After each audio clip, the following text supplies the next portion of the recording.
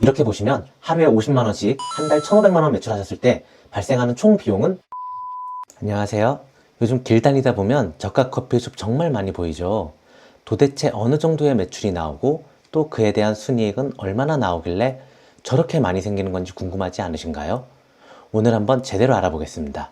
추가로 말씀드리면 저가 커피숍은 하나의 예시일 뿐이고 실제로 커피숍을 포함한 모든 자영업 사장님들도 직접 계산해 보실 수 있게 매출 및 순이익 분석 방법을 하나하나 말씀드릴 예정이니까 꼭 끝까지 시청하셔서 도움 받아 가시길 바라겠습니다. 먼저 저는 엑셀을 활용해서 계산하는 방법을 보여드릴 건데요. 엑셀을 모르시는 분들도 이해하기 쉽게 설명하기 위해서 복잡한 함수나 수식 없이 최대한 간단하게 계산을 할 거고요. 여러분들의 시간은 소중하니까 틀은 미리 짜두었습니다. 계산하기에 앞서서 이 표를 간단히 설명해 드릴게요. 매출에서 비용, 즉 원가를 제외하면 그 남은 금액이 우리가 갖고 가는 순이익, 즉 영업이익이에요. 그쵸? 그럼 그 원가는 어떻게 구성이 되어 있냐? 크게 보면 변동비와 고정비입니다. 그럼 고정비는 무엇인가? 고정비는 내가 매출이 없어도 또는 매출이 1, 2천만 원이라도 동일하게 계속 발생하는 비용입니다. 대표적으로 임대료 또는 건물 관리비 등이 있겠죠? 그리고 변동비는 말 그대로 매출 규모에 따라서 변동되는 비용입니다. 가장 대표적이자 대부분을 차지하는 것이 바로 재료비가 있겠죠. 그렇다고 이 고정비와 변동비 항목들이 바뀌지 않는 건 아니에요. 만약 비트코인 채굴처럼 생산량이 늘어날수록 전기세도 동일한 비중으로 늘어난다면 전기세도 변동비가 될 수 있겠죠. 그럼 지금부터 계산 시작해 보겠습니다. 먼저 계산 편의를 위해서 한 달은 30일로 가정하겠습니다.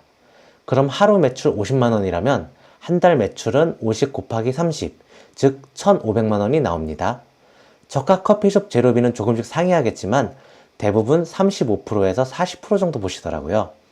저는 매입세액 포함 기준에 가장 높게 보아서 40%라고 가정할게요. 그리고 매달 발생하는 건 아니지만 세금도 생각을 해야겠죠? 종합소득세는 일단 제외하고 부가가치세만을 가정을 해보겠습니다. 1,500만원 매출 시의 부가가치세는 136만원이고 매입 부가세를 제외하고 55만원이라고 가정하겠습니다. 자, 그렇게 변동비가 총 655만원이 발생했습니다.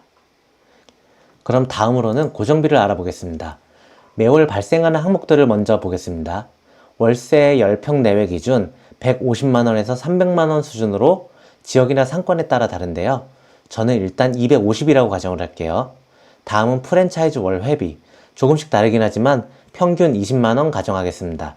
전기세랑 관리비는 각각 30만원으로 놓고요. 그리고 카드 수수료, 통신비, 보험료, 세무비용 등 각종 기타 잡비는 토탈 50만원이라고 가정하겠습니다. 그리고 유지보수 비용은 30만원. 다음으로는 인건비인데요. 주 40시간 근무하는 직원이 있을 경우 2025년 최저시급 만 30원 기준 월급 210만원인데요. 계산 편의를 위해서 200만원으로 볼게요. 그 직원 및 사장님에 대한 4대 보험료 약 45만원 감안합니다. 매월 발생하는 고정비는 여기까지고요. 그런데 여기서 끝이 아니죠. 처음 시작하면서 발생한 초기 투자금 생각하셔야죠. 3년 안에 감가상각 완료된다고 보고 36개월로 분할해 볼게요. 인테리어 비용 3천만원이면 36개월로 나눴을 때 83만원 나옵니다. 시설 및 장비 투자금 2천만원이면 한 달에 56만원, 월세 250만원일 때 보증금은 3천에서 5천만원 정도 하는데 일단 3천만원만 가정할게요. 자, 위초기 투자금 8천만원을 대출로 감당하셨을 경우 연이율 6% 기준 480만원이고요. 월 부담해야 하는 이자는 40만원입니다. 이렇게 보시면 하루에 50만원씩 한 달 1,500만원 매출하셨을 때 발생하는 총 비용은 1,572만원으로 매월 72만원씩 적자입니다.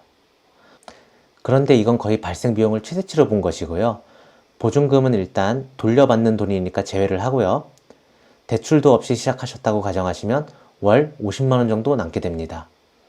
이렇게 되면 사장님 인건비도 안 나오는 수준인데요. 그럼 우리가 얼마 정도의 매출을 해야 얼마의 순이익을 가져갈 수 있을까요? 우리가 이렇게 로직을 만들어 두었으니까 바로 매출만 수정을 해볼게요. 60, 70, 80. 하루에 80만원 정도는 매출을 해야 월 500만원의 순이익을 가져갈 수 있는데요. 여기서 또 생각해야 될 부분, 하루에 80만 원 매출을 올리시려면 주 40시간 근무하는 직원 한 명으로는 주문량이 감당이 안 되실 거예요. 그럼 2명을 고용하시거나 주휴수당을 지급하는 등 인건비도 올라가겠죠. 간단하게 400만 원으로 가정을 할게요. 그럼 약 360만 원의 순이익, 즉 영업이익이 발생하게 됩니다. 여러분, 저가 커피숍을 예를 들어서 순이익을 시뮬레이션 해보았는데요. 이걸 그대로 하루 매출 50만 원 하면 남는 거 없고 80만 원 하면 한 달에 360만 원 남는다 라고 보실 게 아닙니다. 이걸 사장님들 운영하시는 업장에 그대로 대입해 보시면 됩니다. 현재 사장님들 운영하시는 다른 업종들도 이런 비용 구조는 대부분 비슷하겠지만 제품의 재료비나 고정비 각 항목마다 세부 금액은 천차만별일 거예요. 이렇게 대입해 보셨을 때 사장님이 한 달에 얼마 벌었을 때 얼마가 남는지를 알 수 있겠죠? 그럼 또 하루 매출 목표는 얼마가 되는가? 역산이 가능할 거고요. 그렇게 되면 나름의 매출 목표와 전략이 세워지는 겁니다. 오늘은 엑셀을 활용해서 저가 커피숍을 예로 한 달에 순이익이 얼마 정도 되는지를 알아봤는데요. 여기서 조금 더 한 단계씩 들어가다 보면은 메뉴별 또는 제품별 순이익을 계산해 보실 수도 있을 거고요.